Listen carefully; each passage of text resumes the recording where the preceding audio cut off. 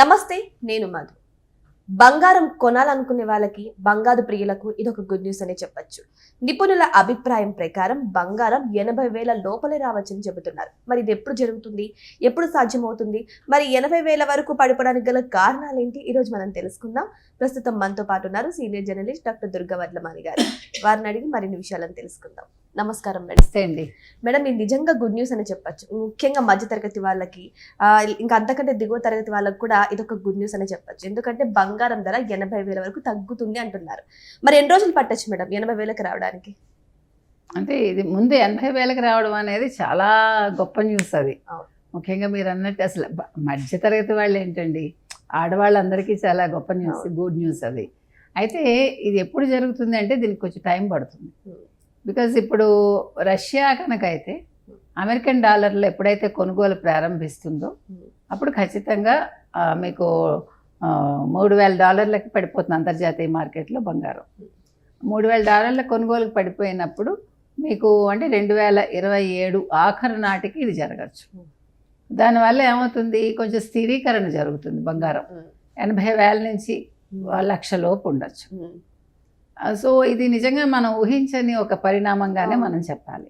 ఇప్పుడు $5,000 పలుకుతుంది అంతర్జాతీయంగా సో ఔన్స్ ధర. అయితే ఎందుకు ఇట్లా జరిగింది అంటే ఇప్పుడు బ్రిక్స్ దేశాలు ఏవైతే ఉన్నాయో, భారత్, చైనా ఇవన్నీ ఉన్నాయి కదా, బ్రెజిల్, ఇవన్నీ మొత్తం 5 దేశాలు, వీళ్ళ దగ్గర బంగారం నిల్వలు ఉన్నాయి. వీళ్ళు బాగా బంగారం కొనిపెట్టారు.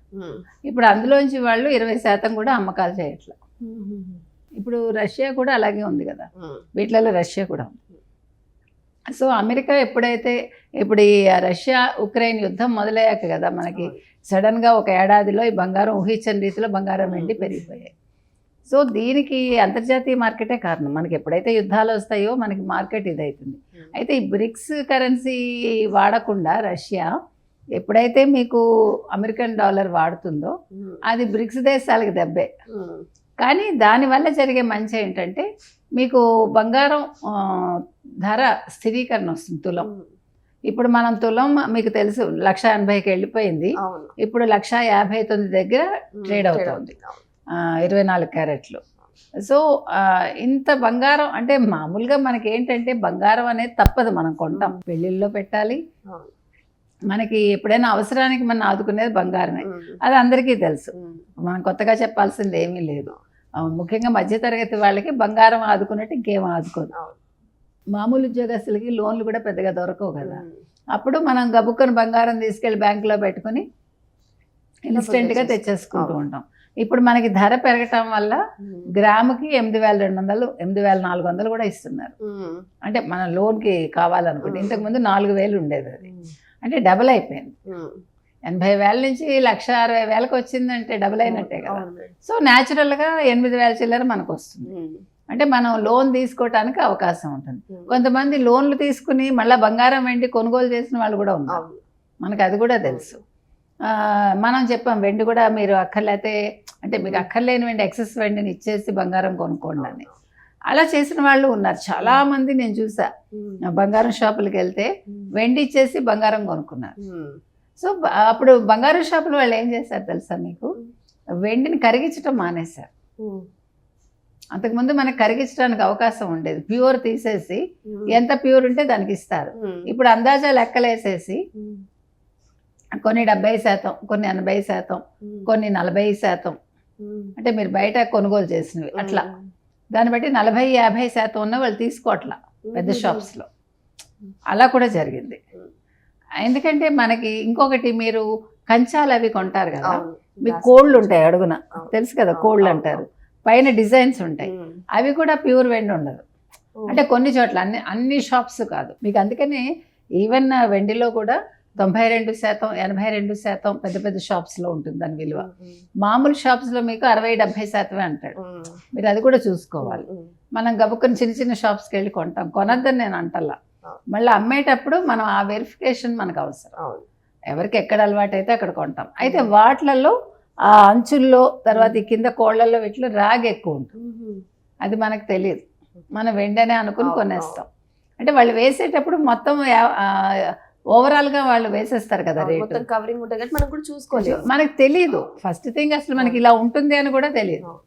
కాబట్టి అసలు మీకు ఇంకొకటి అండి, ఇవాళ మీరు ఈ షాప్లో కొని రేపు ఇంకొక షాప్కి వెళ్ళినా, లేదు ఈ షాప్లో కొని ఈ షాప్లో వెనక్కి ఇచ్చినా కూడా ఇప్పుడు కొత్తగా వాళ్ళు డస్ట్ ఉందని, తరుగు ఉందని, బికాస్ వాళ్ళు they have to maintain the shop. ఇదివరకు కొన్ని షాప్సే ఉండేవి, ఇప్పుడు ప్రతివాడు బంగారం షాప్ పెడుతున్నాడు, ప్రతివాడు వ్యాపారం చేస్తున్నాడు. కాబట్టి వాళ్ళు సర్వైవల్ కోసం మన్ని దోచుకుంటున్నారు.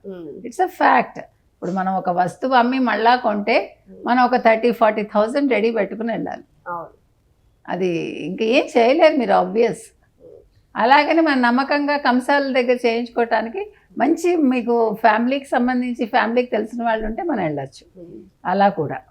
కానీ చాలా మంది ఇప్పుడు 1,80,000 పెట్టి బంగారం కొనే వాళ్ళు ఉంటారు మేడం. ఇప్పుడు 80,000 తగ్గిపోతుందంటే ₹1,00,000 ఎక్కువ పెట్టేసి కొనేసాని అని బాధపడుతూ ఉంటారు. మరి వాళ్ళకి ఏమైనా టిప్స్ ఉన్నాయా? టిప్స్ ఏం లేదు. ఒకటండి, మనం ఒక వస్తువు తీసుకున్నాక ఇది ఏంటంటే పెరుగుతుంది తరుగుతుంది గ్యాంబ్లింగ్ లాగా.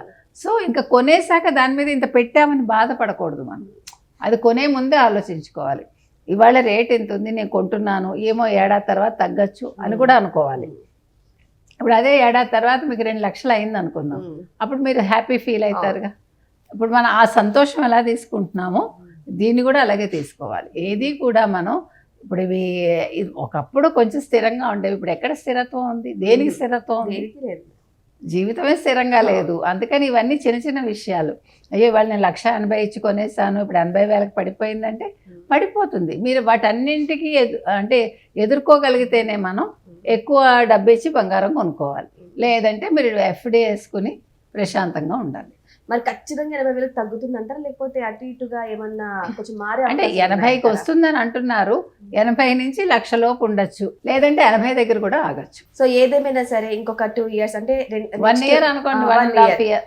సో నెక్స్ట్ ఇయర్ లాస్ట్ కల్లా అయితే బంగారం అయితే తగ్గుతుంది. అంతవరకు మీరు పోగు చేసుకొని పెట్టుకుంటే బెటర్ అని అలా కూడా మనం చెప్పలేమండి. ఇప్పుడు మనం అలా చెప్పాక అప్పుడు తగ్గలేదు అనుకోండి, మేడం మీకోసం కొనలేదంటారు. అందుకని మనం ఎవరికి సలహాలు ఇవ్వట్లా.